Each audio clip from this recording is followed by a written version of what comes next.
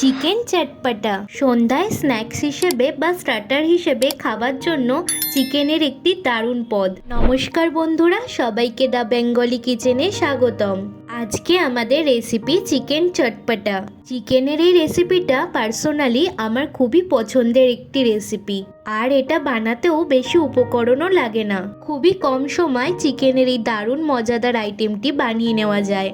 এটা বানানোর জন্য আমি 300 গ্রাম বোনলেস চিকেন নিয়েছি।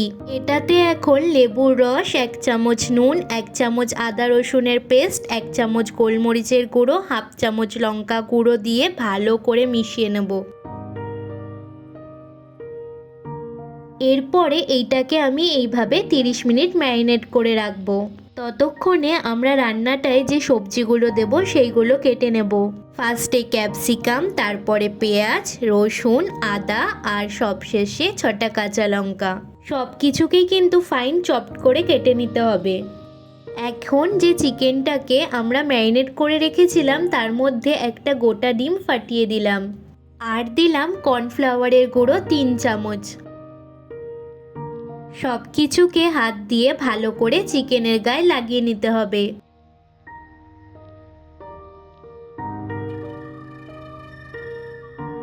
এখন চিকেনগুলোকে ভাজার জন্য একটা কড়াইতে তেল গরম হবার জন্য বসিয়ে দিয়েছি। তেলটা ভালো করে গরম হয়ে গিয়েছে। এখন এর মধ্যে চিকেনের পিসগুলো এক এক করে দিয়ে ভেজে নেব। এক পিঠ হয়ে গেলে আর এক পিঠ উল্টে গোল্ডেন ব্রাউন করে চিকেনগুলোকে ভেজে নিতে হবে। চিকেনগুলো ভাজা হয়ে গিয়েছে, এইগুলোকে ভালো করে তেল ঝরিয়ে একটা পাত্রে তুলে নেব। এইবার রান্নাটা করার জন্য আমি একটা প্যানে সাদা তেল নিয়ে নিয়েছি। তেলটা গরম হয়ে গিয়েছে। এখন এর মধ্যে দিচ্ছি 1 চামচ মতন রসুন কুচি। 10 থেকে 15 সেকেন্ড মতো ফ্রাই হয়ে গেলে এর মধ্যে দেব 1 চামচ আদা কুচি। আরও 10 সেকেন্ড মতো এইগুলোকে ভেজে নেওয়ার পরে এতে দিচ্ছি পেঁয়াজ কুচি।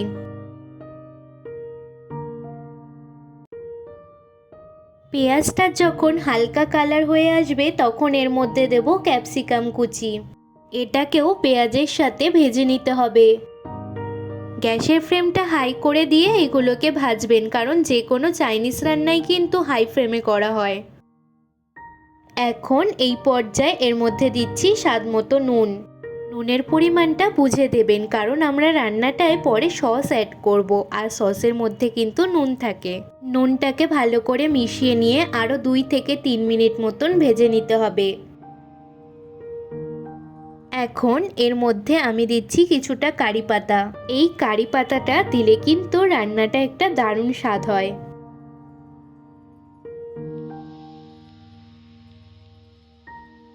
এটাকেও ভালো করে মিশিয়ে নিয়ে ভেজে রাখা চিকেনগুলো দিয়ে দিলাম।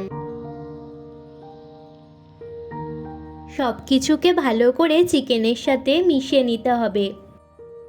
এখন এর মধ্যে এক এক করে কিছু সস অ্যাড করব। সসের মধ্যে ফার্স্টেই দিলাম 1 চামচ রেড চিলি সস, 1 চামচ টমেটো সস, 2 চামচ সেজওয়ান সস, 1 চামচ সেজওয়ান চাটনি, 1 চামচ সয়া সস। ঝালের জন্য দিলাম 1/2 চামচ গোলমরিচের গুঁড়ো আর কাঁচা লঙ্কা কুচি। এইগুলোকে ভালো করে চিকেনের সাথে মিশিয়ে নিয়ে 1 থেকে 2 মিনিট মতন ভেজে নেব। সস দেওয়ার পরে এইগুলোকে বেশি ভাজবার দরকার নেই, কারণ বেশি ভাজলে কিন্তু সসগুলো পুড়ে যাবে আর এটা খেতেও ভালো লাগবে না। এখন লাস্টে আরও কিছুটা কারি পাতা দিয়ে এগুলোর সাথে মিশিয়ে নেব।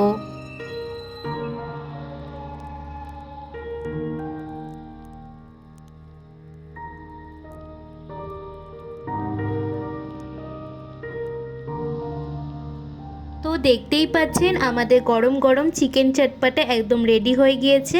এখন এটাকে একটা সার্ভিং প্লেটে সার্ভ করে নিয়েছি। আজকের এই চিকেন চটপটার রেসিপিটা আপনাদের কেমন লাগলো আমাকে কমেন্টের মাধ্যমে জানাবেন। আর রেসিপিটা ভালো লাগলে চ্যানেলটিকে প্লিজ সাবস্ক্রাইব করে নিয়ে আমার পাশে থাকবেন। দেখা হচ্ছে পরের ভিডিওতে নতুন রেসিপির সাথে।